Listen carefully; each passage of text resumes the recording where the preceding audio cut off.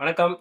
இன்னைக்கு 2வது நாளா மார்க்கெட் டவுனு. நேத்து 0.5% தான் விழுந்துச்சு. இன்னைக்கு கிட்டத்தட்ட 1.3% நிஃப்டி சென்செக்ஸ் 2மே விழுந்துருச்சு.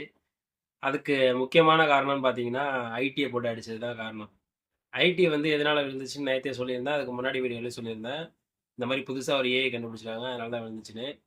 அதன் காரணமா நிஃப்டில உள்ள ஐடி ஸ்டாக்ஸ் எல்லாமே அடி. கிட்டத்தட்ட ஒரு 5லேருந்து 7% வரைக்கும் ஐடி ஸ்டாக்லாம் விழுந்திருக்குது. முக்கியமா டிசிஎஸ், இன்ஃபோசிஸ், HCL, விப்ரோ இந்த ஸ்டாக் எல்லாம் மேஜரா டவுன் ஆயிருக்குது. இத வந்து எப்படி சொல்லுவாங்கன்னு பார்த்தீங்கன்னா, பிளட் ஆன் த ஸ்ட்ரீட் அப்படின்னு சொல்லுவாங்க. அப்படின்னா என்ன அர்த்தம்னு பார்த்தீங்கன்னா, அந்த அளவுக்கு வந்து ஓவர் கிராஷ் ஆயிருக்குது செக்டாரு அப்படிங்கிறது தான் இதுக்கான மீனிங். குளோபலா ஐடி செக்டார் எல்லாமே டவுன் ஆயிருக்குது. அதனால வந்து அந்தந்த இண்டெக்ஸும் டவுனு.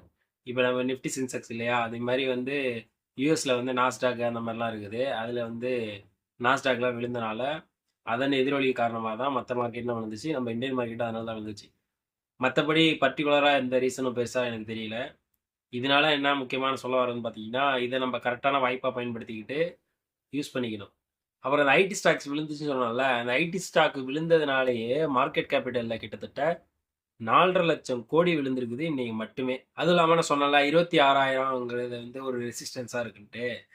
அது கூட நம்ம நிஃப்டிய வந்து கீழ இறக்கிறதுக்கு ஒரு முக்கியமான காரணம். ஆனா 26,000 பிரேக் பண்ணோம். அதுக்கு எவ்வளோ டைம் எடுக்கும்னு தான் எனக்கு தெரியல. மத்தபடி மார்க்கெட்ட புஷ் பண்றதுக்கு தான் நெறைய இருக்குதே தவிர, மார்க்கெட்ட புடிச்சு கீழ இழுக்கிறதுக்கு வந்து ரொம்ப வெகு சில காரணமே இருக்குது. அடுத்ததா கோல்டு, சில்வர். கோல்டு, சில்வர பத்தி பார்த்தீங்கன்னா, இப்ப தான் கொஞ்ச நாளா கோல்டு, சில்வர் வந்து பழைய நிலைமைக்கு திரும்புது. அதாவது ஓரளவு ஏற்ற இறக்கத்தோட இருக்குது. இப்ப கொஞ்ச நாள் முன்னாடி பார்த்தீங்கன்னா, சம்மந்தமே இல்லாம ஒரே நாளைக்கு ரூ. 1000 ரூ. 2000 ஏறும். ஒரே நாளைக்கு 1000 2000 இறங்கும். ஆனா இப்ப அப்படி கிடையாது. இப்ப கடந்த ஒரு சில வாரமா மார்க்கெட் ஸ்டேபிள் ஆனதுலேருந்து கோல்டு, சில்வர் வந்து லேசா அப்படியே விழுந்துகிட்டே இருக்கு. இப்ப கன்சிடர் பண்ணலாமான்னு கேட்டீங்கன்னா, கோல்ட நான் எப்போதுமே கன்சிடர் பண்ண சொல்லுவேன். சில்வர மட்டும் கொஞ்சம் வெயிட் பண்ணுங்க. ஏன்னு சொல்றேன்னு கேட்டீங்கன்னா, சில்வர் எல்லாமே வந்து நெனச்சு பார்த்தத விட அதிகமா ஏறிடுச்சு. ஏன் இதுக்கு மேல ஏறுமான்னு கேட்டா கொஞ்சம் டவுட் தான். கொஞ்சம் இறங்கிட்டு தான் ஏறும். ஏறுறதுக்கான காரணம் இருந்தா தான் ஏறும். இப்போ வந்து எந்த காரணமும் இருக்கிற மாரி தெரியல. ஒன்லி ஹைப்னால தான் ஏறுது. மத்தபடி மார்க்கெட் சென்டிமெண்ட் வந்து சில்லருக்கு ஆதரவா இப்போதைக்கு இல்ல. அடுத்ததா கவர்மெண்ட்டோட ஆட்டோமொபைல் இண்டஸ்ட்ரி சியாம்னு ஒண்ணு இருக்கு. SIAM.